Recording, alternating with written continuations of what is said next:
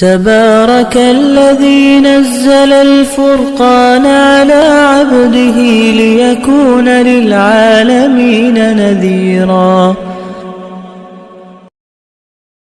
بسم اللہ الرحمن الرحیم. السلام علیکم. قرآن کا پیغام انسانیت کے نام سیریز کے ساتھ آج دوبارہ سے ہم انشاءاللہ یہ سلسلہ شروع کرنے جا رہے ہیں. اس سیریز کے تحت ہم نے کچھ ویڈیوز بنائی تھیں جن میں سورۃ الفاتحہ اور آخری 13 صورتوں کا ترجمہ اور کچھ کوشش کی تھی اس کو سمجھانے کی, یا سورۃ الحجرات الحمدللہ ہم نے مکمل کی تھی. ابھی میں چاہتا ہوں کہ ہمیں کچھ نہ کچھ جو ہے قرآن کے اعتبار سے, قرآن کی فضیلت کے اعتبار سے, اور قرآن کا اللہ کی کتاب ہونا, کلام اللہ ہونا اور یہ اللہ کا کلام ہے, اس اعتبار سے کچھ تمہیدی گفتگو کی ضرورت ہے کہ رجحان جو ہے ہمارے معاشرے میں قرآن کی طرف بڑا کم ہے. اس کی بنیادی وجہ یہی ہے کہ ہمیں اصل میں پتہ نہیں کہ یہ قرآن کتنی بڑی دولت ہے اور یہ کتنا بڑا اللہ کا انعام ہے ہم پر. باقی جتنے بھی انبیاء آتے تھے دنیا میں, ان انبیاء کے ساتھ ہی ان کے معجزات کو اللہ رب العزت واپس اٹھا لیتے تھے, لیکن رسول اللہ صلی اللہ علیہ وسلم کا یہ معجزہ ایسا ہے کہ رسول اللہ کے وصال کے بعد بھی قیامت تک یہ موجود رہے گا. اور قرآن ایک معجزے کی بہت بہترین شکل ہے, اور معجزے کا مطلب ہوتا ہے کسی بھی نبی کے دور میں اترنے والا معجزہ جو ہے اس وقت کے لوگوں کے لیے ایک توڑ کی شکل کا کام کرتا ہے. مثال کے طور پہ موسیٰ علیہ السلام کے دور میں ان کا مقابلہ جادوگروں نے کیا تو اللہ رب العزت نے ان کو عصا دیا, اس عصے کو پھینکا تو جادوگروں کے بنے ہوئے سانپ وہ ایک بہت ہی جلدی اس نے سارے کھا لیے, تو وہ اللہ نے توڑ دے کے بھیجا. جس دور میں رسول اللہ کلام اللہ لے کے آئے, یعنی قرآن مجید کو لے کر تشریف لائے, وہ دور شعر و شاعری کا دور تھا. عرب کا بچہ بچہ شعر کہتا تھا, اور ابھی ماں کا دودھ نہیں چھوڑتا بچہ تو وہ شعر کہنا شروع کر دیتا تھا. یعنی وہ لوگ فہم و فراست میں, وہ لوگ اپنی عربی میں اپنے آپ کو اتنا عروج پہ سمجھتے تھے کہ وہ سمجھتے تھے کہ ہماری ٹکر کا کوئی کلام کہہ نہیں سکتا.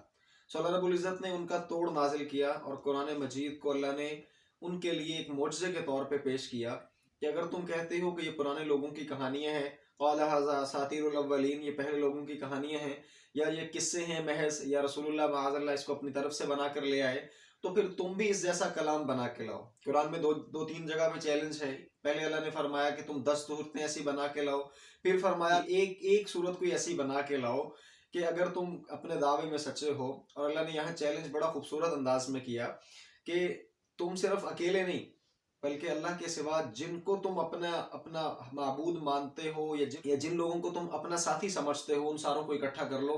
اللہ کے سوا تم سارے مجتمع ہو کر اس کلام کے مقابلے میں ایک صورت بنا کے لاؤ. اور عجب یہ ساتھ ہی فرمایا کہ تم نہیں لا سکو گے. تو یہ اس کلام کی خوبصورتی ہے.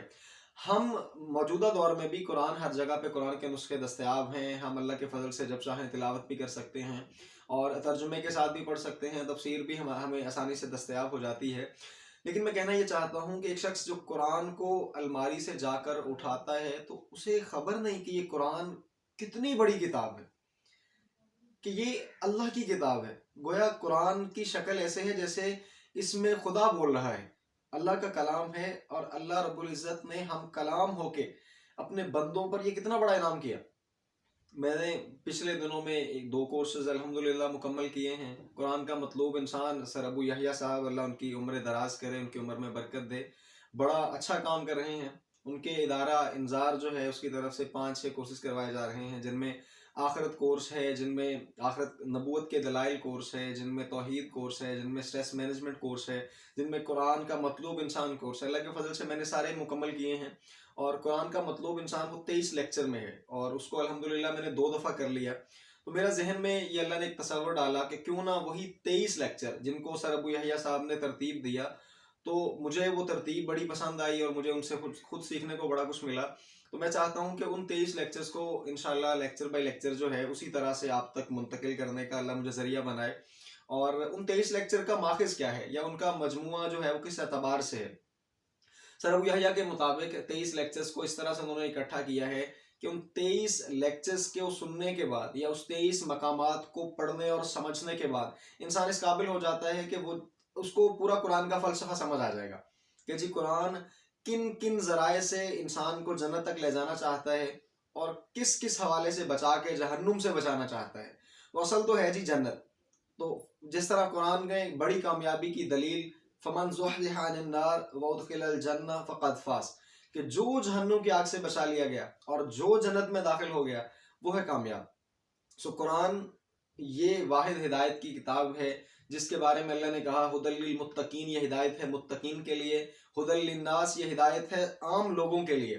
سو اس قرآن کو ہم اللہ کی کتاب سمجھتے ہوئے اس کی قدر کو جاننے کی کوشش کریں کہ آج اگر ہم اس کلام کو نہیں سمجھیں گے تو یقین مانیے بہت بڑا خسارہ ہوگا، اور یقین جانیں اللہ رب العزت کہ ہاں ہمارے پاس کوئی حجت نہیں ہوگی پیش کرنے کے لیے کہ جی ہم کس لیے بھٹکے۔ اتنی مضبوط اور اتنی مدلل کتاب ہمارے اندر اتار دی تو پھر ہمارے پاس کوئی جز نہیں بچتا کہ ہم کوئی حجت پیش کریں کہ جی ہمیں پتہ نہیں تھا۔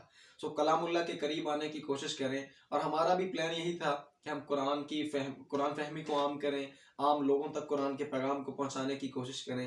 جتنا ہو سکا انشاءاللہ ہم اس پلیٹ فارم کے توسط سے آپ تک ویڈیوز کے ذریعے سے اس پیغام کو منتقل کرنے کی پوری کوشش کریں گے۔ سو میری گزارش یہ ہے کہ ہم کلام اللہ کو اللہ کی قسم معمولی نہ سمجھیں، یہ اللہ کا کلام ہے اور اللہ رب العزت اس کلام کے ذریعے سے اپنے بندوں سے مخاطب ہے۔ اب قرآن کی تعبیرات بڑی کمال ہیں، معاشرتی احکامات آپ دیکھیں بندہ حیران رہ جاتا ہے کہ ایک انسان ایک ایمان والا دوسرے ایمان والے کے گھر جائے، اللہ نے قرآن میں نصیحت کی کہ پہلے اجازت لے لیں، یعنی دروازہ کھٹکھٹائے۔ میں کہا کرتا ہوں کہ یہ معاشرتی ادب کا پہلو ہے کہ جی ایک شخص کسی کے گھر گیا اس نے دروازہ کھٹکھٹایا تو یہ ایک معاشرتی پہلو ہے کہ جی ادب کا تقاضا کہ جی پہلے اجازت لے لی جائے۔ اللہ قرآن میں یہ حکم دیتے ہیں۔ اسی طرح کسی ایمان والے کو ملو تو پہلے سلام کرو، کتنی خوبصورت آداب ہیں۔ اسی طرح سے دروازہ کھٹکھٹانے کے بعد گھر سے ایک طرف کھڑے ہو، یہ حدیث میں وضاحت ملتی ہے۔ ایک گھر میں رہتے ہوئے ہم لوگوں کا آپس میں سلوک کیوں نہیں ہوتا؟ گھر میں نبوت والے اخلاق نہیں ہیں، اور گویا سمجھیں تو رسول اللہ صلی اللہ علیہ وسلم نے ہی یہ کلام ہم تک پہنچایا۔ آپ کے اخلاق پورا قرآن تھا۔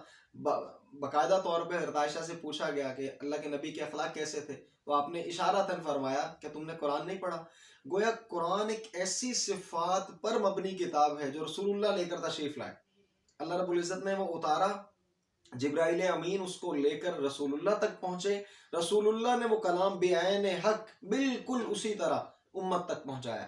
آج اس امت کا المیہ ہے، اللہ کی قسم ہمارے ڈوبنے کے اسباب میں سے یہ ایک بڑا سبب ہے، ہم کلام اللہ سے دور ہیں۔ قرآن کو سمجھیں، قرآن فہمی کے قریب ہوں، قرآن کو سمجھیں بھی اور سمجھانے کی کوشش بھی کریں، تو اللہ ہمارے سینوں کو کھول دے گا۔ اور رسول اللہ کی حدیث کے مطابق بات کا اختتام کروں گا، خیرکم من تعلم القرآن وعلمہ، تم میں سے بہترین شخص وہ ہے جو قرآن سیکھے اور سکھائے۔ اسی کی ایک کڑی ہے کہ ہم نے کوشش کی کہ جتنا اللہ رب العزت نے ہمیں سمجھ دی، کچھ نہ کچھ ہمارے دائرہ اختیار میں ہے، کچھ جو ہمیں شعور، کچھ آگاہی، کچھ قرآن کی سمجھ آئی، ہم آپ تک منتقل کرنے کی پوری کوشش کریں۔ امید ہے انشاءاللہ آپ لوگ ساتھ دیں گے اور قرآن کے سلسلے کو ہم جاری رکھیں گے۔ آئندہ انشاءاللہ ہم پہلے لیکچر سے شروع کریں گے جو قرآن کا مطلوب انسان کورس ہے، میں اسی کو منتقل کرنے کی یا نقل کرنے کی کوشش کروں گا تاکہ وہ پیغام ایک تو محفوظ ہو جائے، ایک میری اپنی روین ہو جائے، اور ایک باقی دوستوں تک پیغام پہنچ جائے۔ دعا ہے کہ اللہ رب العزت ہمیں قرآن مجید کو سمجھنے اور دوسروں تک پہنچانے کا ذریعہ بنائے۔ اپنا بہت سارا خیال رکھیے گا، آئندہ ملیں گے انشاءاللہ ایک نئی ویڈیو کے ساتھ، تب تک کے لیے السلام علیکم ورحمۃ اللہ وبرکاتہ۔